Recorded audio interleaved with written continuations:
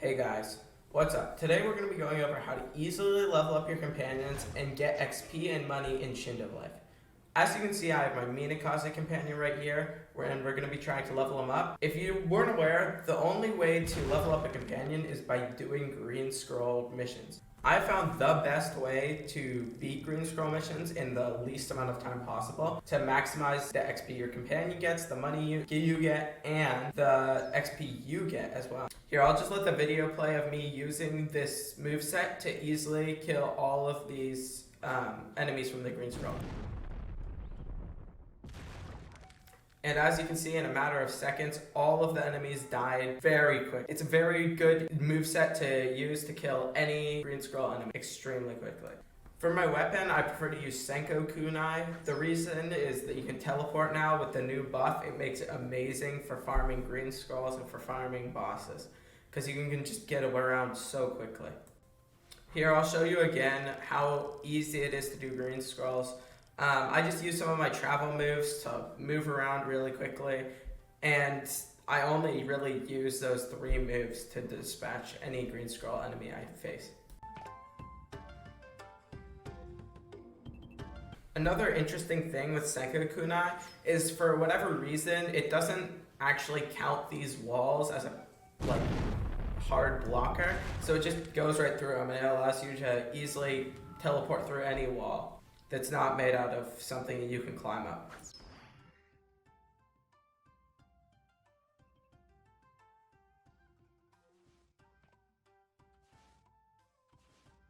Now I'll show you guys what moves I'm using and how to find them. So I'm using Ryan Rengoku, Iron Sand, and the Spirit Smash Taijutsu sub-ability. That's all you really need. You can use other moves, like travel moves like Demon Toss and Ember Entry and Ryan Rengoku second move, and move around extremely quickly. But the moves you need to really pull off the one shot of any of the green scroll enemies is Iron Sand, Ryan Rengoku pull, and Spirit Smash. And you just do Ryan Rengoku pull, Spirit Smash into the Iron Sand first move. However, Senko Kunai is extremely good for this farming, but it's not necessary. You can use you can just rely on other travel moves or other travel weapons. It doesn't necessarily need to be Senko Kunai. You can also use SL2 Senko Kunai. They do the exact same thing. There's no difference between them. Right now, I'm just showing you all the moves I use and what slot they're in and how to find them and get them. Here, I'll just show you again how easy it is to do these green scrolls. They're extremely quick, extremely easy. Not very much effort put into them.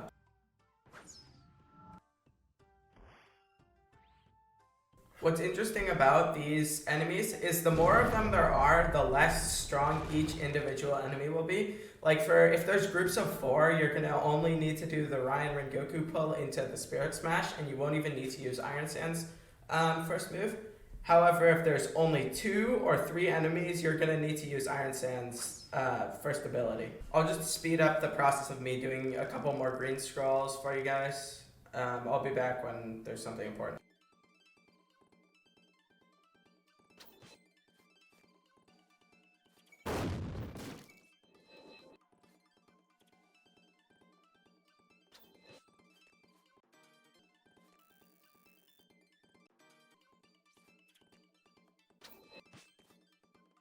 Right here, I actually messed up, and I accidentally did my Ryan Rengoku pull too early, and it messed up this entire thing, and I had to wait a bunch of time because these things are actually kind of hard to deal with if you don't just one-shot them immediately.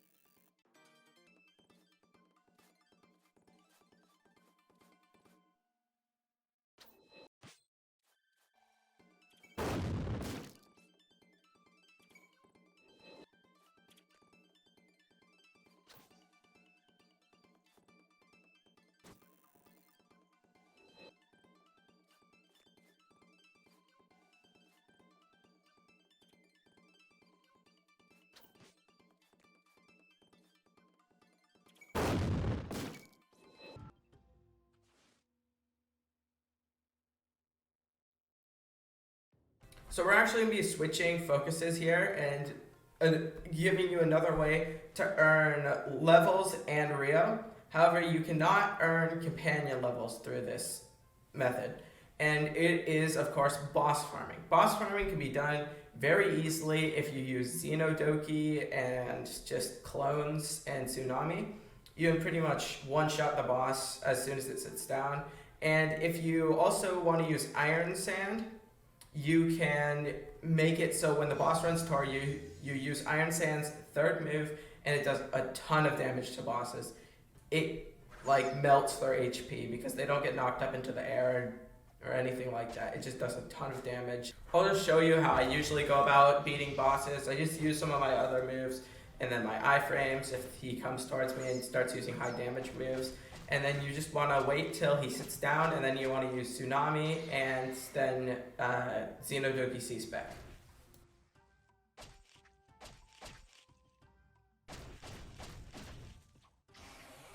And as you can see, I'm just M1ing him, occasionally using my other moves, and it's doing quite a bit of damage, but the real big damage comes when he sits down.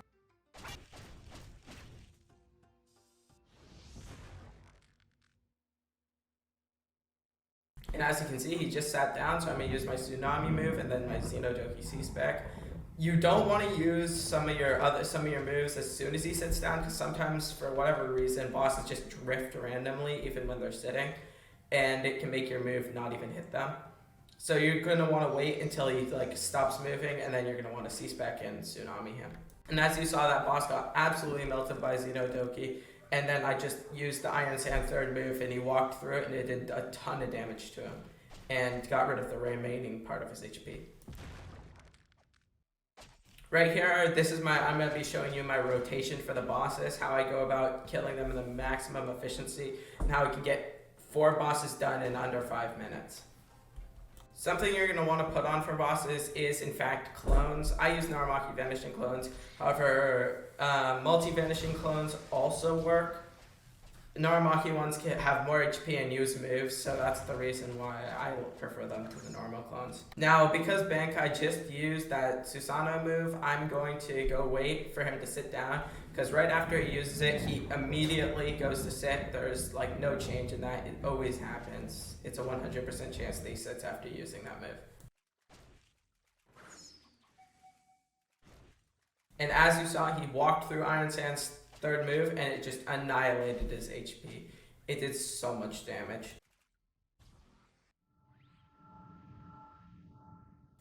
My rotation for bosses is Satori Akuma, then it goes Bankai Akuma, Ryan Akuma, and then Dio Senko.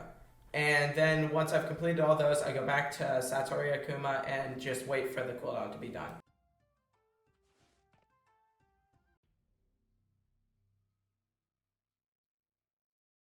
For some reason, Spirit Smash has this weird glitch where if you fall a bit before you use it, it launches you really high into the air for some reason.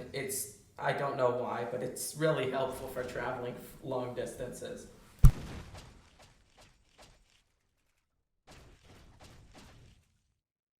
Here we're gonna fight Ryan Akuma for a bit before and wait for him to sit down. He sits down after he uses his like crossbow move once or twice, and then he goes to sit down, and you can just do your C-Spec and Tsunami move and clones. And it does a ton of damage, and then you can usually just finish him off with Iron Sand's third. So as you can see, he just used his crossbow move that like spawns like black flames and does area of effect damage, and now he's gonna go sit down.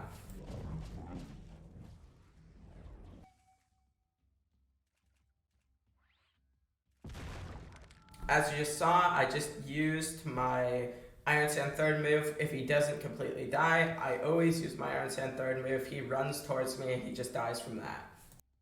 I'll just speed up this boss fight with Diosenko for you guys. It's not real eventful, I just do the same thing I did to all the other bosses.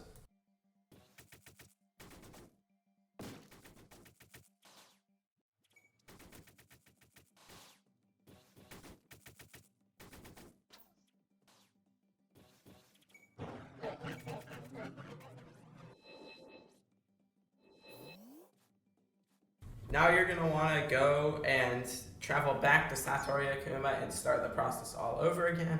It's extremely easy using this like combination of moves, and you can easily breeze through all the Ember bosses in a matter of minutes. It takes under 5 minutes.